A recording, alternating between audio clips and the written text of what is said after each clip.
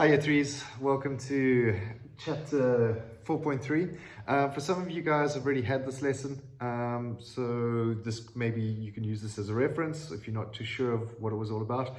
Otherwise, for the class that hasn't had this lesson already, this will be obviously an instructional video for you guys on how to work out these particular calculations. Okay, so today we're going to be working on mass ratio calculations. And basically it works the following way. If you have a very simple equation, something like Fe plus sulfur gives me FeS. So you've got one atom of of iron reacting with one atom of sulfur to give me iron sulfide. Okay, so this is a very simple calculation, a very simple equation, and we can say that in this particular case, we've got one atom reacting with one atom gives me two atoms. Now, if I had to look at the masses of these particular atoms, all right, if I had to just look at their masses. So iron, if we go to the periodic table and we look up its atomic mass, would be 55,9 units, all right? So one atom of iron, 55,9 units. If I looked at the amount of sulfur, or the mass of sulfur, it is 32,1 units.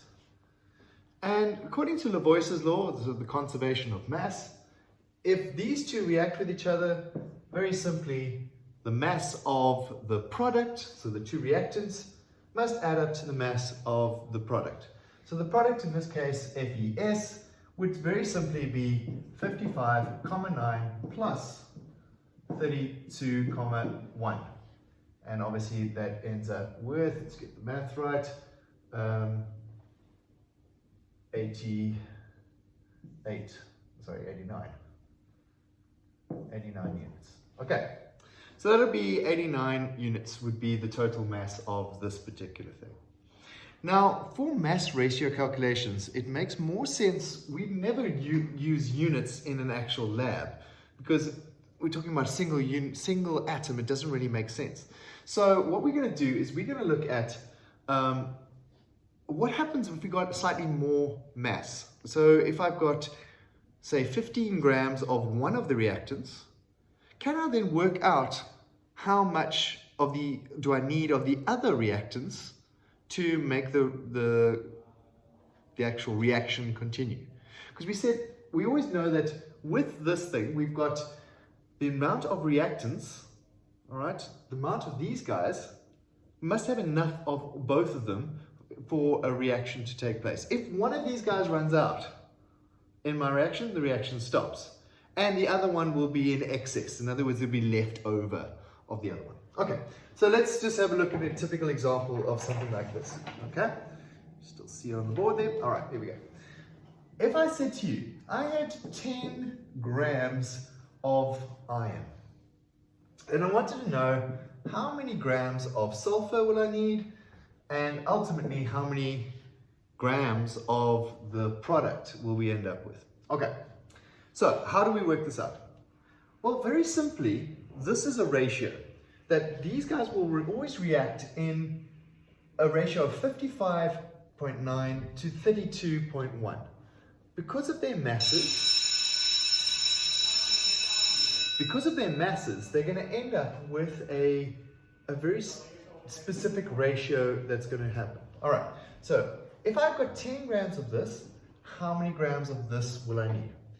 Now, the question you've got to ask yourself is, will this amount here be more or less than the 10 grams?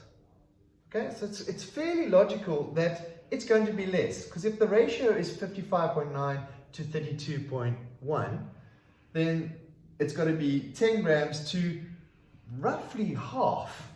Okay, if you just look at those two values, it's going to be roughly half. So this number is going to get less than 10 grams. So in order to do that, we're then going to do the calculation like this. In order to get the thing smaller, in order to get this value smaller, I'm going to take my smaller value, the 32,1, put it over the larger value, which is going to create a fraction which is less than 1. Right? So this fraction will be less than 1. Now, when I multiply that by the 10 grams, I end up with a number which will be smaller than 10. Right? I see there's a bit of a glare on this, so hopefully you can see it clearly. All right, but let's just carry on. All right, so if I do this and I do my calculation, I end up with